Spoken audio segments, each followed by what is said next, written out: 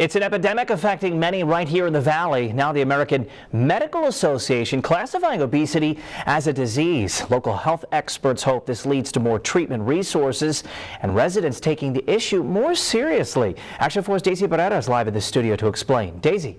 That's right, Ryan. Health experts here tell us this classification could lead to better resources and the treatment for obesity. Right now, the Valley leads the nation in overweight and obesity rates. Experts hope this new change will help end that. Oh, it's definitely an epidemic.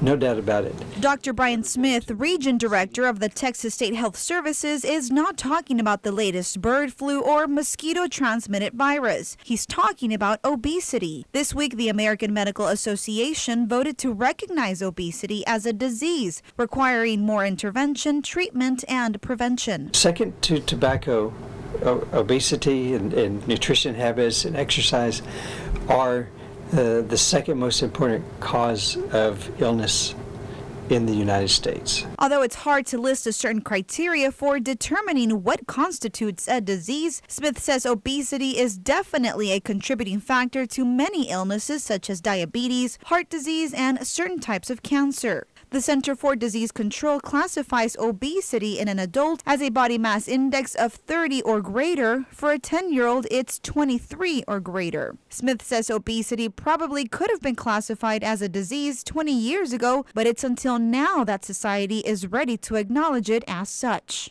It allows us, perhaps with insurance companies, to go ahead and call it a disease, and then we can pay for nutrition counseling, for dietitians to come in and professionally assess and help people. Smith adds that Cameron and Hidalgo counties lead the nation's obesity rates. He hopes the new classification will force people to take this issue seriously and that society will refuse the notion that some are just built that way, especially for the sake of younger generations. Completely unrealistic to have children tell children to go out and exercise by themselves.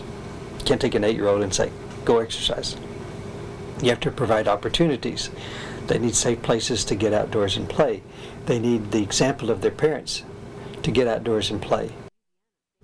Smith says public transportation also plays a role in beating obesity.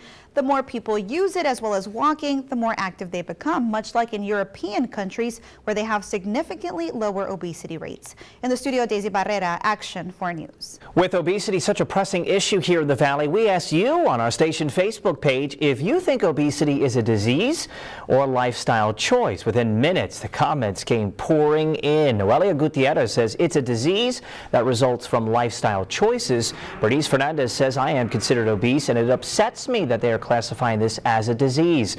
Majority of the cases are due to lifestyle and laziness. We need to get up and exercise.